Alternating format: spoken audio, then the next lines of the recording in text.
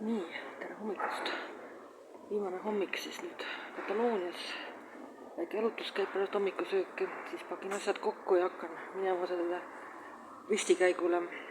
Ja siin Rooma tempel just taustal muidugi ristikäigu. Barcelona lennujaama, kus mind õnneks ootab paradiis ehk siis Salavipp Canudas. Air Baltic tegi mulle kui mänguasja lembelisele isikule. Neil on seal selline mänguasi, virtuaalmänguasi, mida saab osta. Ja siis kogub reisi ja nii edasi. Tegid tasuta upgrade'i siis, et ma saan sõita, nagu öeldakse, šampanjaklaas käes tagasi Eestisse magama Tallinna lennujaama põrandale, sest enne hommikut ühtegi bussi Tartusse ei lähe ja Tallinnasse asja nagu väga ei ole. Siin on ilus maja, siin on seda grammatikat sildi või ma ei tea, kas te näete. Siin on see Enakesta Casa i Visqué, et selles majas elas, see Visqué on sama, mis prantsuse keeles passé simple, ega ainult selline minevik, mis on olemas kirja keeles, et kõnekeeles mõtleksin vaviure või midagi sellist. Et ma jätan kunagi ammu 100 aastat tagasi, kui ma alles elama tulin Kataloonias, ma astusin kogemata istute kirikusse, kus parasti käis kellegi missa pärast kellegi surma, eks ju. Ja ma ei saa kuulama ainult selle mineviku pärast, sest mulle ei meeldi see, kuidas see preestlastas Jesus dige, et Jeesus ütles tegelikult, kõnekeeles vaadii, eks ju. Et seda, muidu ei kuule kuskil. Aga see on selline grammatikafanatikute. No grammatikafanatismist nii palju, et ma natukene tuulasin ringi. Ma olen üks vähestest inimesest, kellel on selles araani olukeeles, araani keeles B-taseme tunnistus lausa, mida ma seda keelt väga oskaksin. See tunnistus näitab ka see, kui vähe tunnistused tegelikult näitavad. Ja. Aga ma passiivselt oskan siiani väga hästi, et ma saan kõik aru, mis seda räägivad. Ma seda rääkida väga enam ei oska, aga ma võin kuidagi ennast turgutada jälle niimoodi vähemalt katalani keelega pooleks, eks vähemalt. Ja mõtlesin bussidega minna seiklema, et saada araani orgu. Ma ütlen, talv on kindlasti mitte, sest mulle meeles, kuidas ma ükskord olin seal Tour de Carolli selles raudteejaamas, mis on pärast Puigcerdá, juba siis Prantsuse poolel. Ja seal oli üks väike vuntsidega Prantsuse vanamees. Ja ma mõtlesin, et läheks äkki Andorrasse, sest seal Prantsuse poolt üle. Ja vanamees hakkas värisema, vunts tal vähe, ma mäletan, et see vunts võbeles. Ja ta ütles mulle, madame, see tout à fait impossible. See on täiesti võimatu, et kõik teed olid kinni tuisanud, eks. Ja see oli huvitav lumetormis mu katse saabuda Andorrasse, mis nagu ei toimunud. Aga jah, kevadel äkki, kui sa millegi saaks sinna araani orgu. See on muidugi raske minna bussidega. Ma mõtlesin, et teen neid vasaku ajupoolkera harjutusi, mulle nii meeldib. Sest ma ei ole vasaku ajupoolkera inimene. Kõige parem on ajupoolkera peal. Ja mõtlesin, et mis harjutust teha.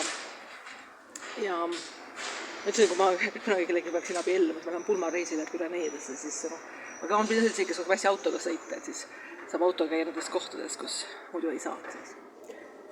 Jah, aga see muidugi, see on loll mõte. Tegelikult, kui busside ja rongidega reisida niimoodi, see on mõnes mõttes natuke ebamugav, eks. Seda peab ootama ja alati ei ole seda, mida kui tahaks. Aga kohtub huvitavate inimestega saab nagu huvitavaid vestlusi pidada. Miks siia on COVID seina peale kirjutatud? Huvitav, kas see?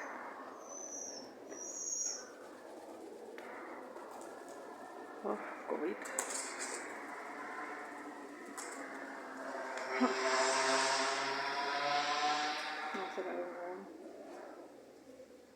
See on see bandiit seal rajonga, kes on selles raamatus ka sees, mida mina tõlkisin.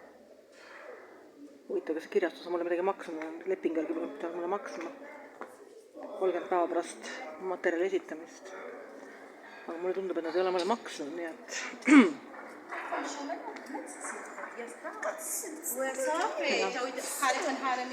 möödusid muust praegu 2 araabia keelt rääkivat naisterahvast.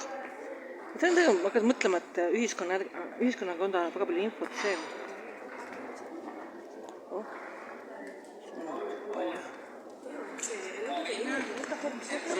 et ühiskonna kohta annab palju infot see, kui palju on, kui suur on erinevus avaliku ruumi ja siis selle maksulise ruumi vahel. Ja näiteks mis ma ütleme Eesti kiituseks, et kui lähed näiteks Tallinna lennujaama, siis enamasti ei ole selle tavatsooni ja selle äriklassi ootesaali vahel mitte mingit vahet. Mitte mingit. Täpselt sama, mõlemas kohas on väga mugav mobiililaad ja okei, see on see, et jah, et ärge seal maksad, sa saad neid toite ja näkse, aga võib-olla kõik äriklassi salongis käiad ei söö seal, sest kujutete sa viisid äriklassi pileti kuskile kaugele, sul on mitu ümberistumist. Iga ümberistumise all on see salong, lennukites antakse selle ka head paremat ette. Ma olen väga palju neid äriklassi salongis inimesi, kes joovad seal mingi klaasi vett ja siis pool pudelit Coca-Colat ja lahkuvad. Ei ole võimalik igal pool süüa. Aga isegi kui sa ostad sööka, siis tuleb odavam seal all osta võib-olla. Kui palju sa ostad muidugi, jah, aga alkoholiga ei tule, alkoholi tuleb tegelikult odavam seal üle. Ma arvan. Aga kui palju sa jood ka. Ja siis üldiselt enamasti mingit vahet ei ole. Et jah, et viimane kord oli, kui ma olin seal tavasoonis, ma ei käigi tavaliselt seal äriklassi salongis, ma ei ole selline pikas inimene. Aga viimane kord oli see, et üks vene lapsuka röökis mingisugune psühhopaat. Siis ma mõtlesin küll, et kurat, et peaks olema selle üleval, aga mis teha. Nii. Mingi Vesta neitsid ehitavad Rooma templit või? See on küll väga veider. Miks ehitavad Vesta neitsid Rooma templit? Võib-olla neil on kultuuriline nostalgia peal. Aga enamasti ei ole mingit vahet. Aga siis, ütleme, siin ma olin, eile ma istusin selles restoranis ja vaatan hakkas välja ja ümber ikka läheb kõvasti neegrid ja kõvasti araablased ja kõvasti kõike, keda kõike siin 2 nädalat tagasi ei olnud. Jah, mõned üksikud võib-olla. Neegrid mis 2 nädalat. Neegrid hästi vähe oli, vähe oli. Praktiliselt ei olnud. Ja sees ei ole sellised inimesed, sees on kõik sellised kodanlased ja katalanid. Ja see on selline vahe on selline tohutu. Ja sellest on väga kahju. Nii, siin on meil, mis meil siis veel on mingid plakatid. Palestiina plakat muidugi, vasakpoolt ikkagi ruulib siin, kahjuks. Nii, aga olgu ma ei tatsa rohkem siin ringi. Aga ütleme, ma olen siin mõeldud, et klaas võib ikkagi pool täis olema ja pool täis on ta siis, kui ma saan käia siin. Ja kõigele võib-olla tähelepanu ei pea pöörama. Inimene ei ole ka piirideta.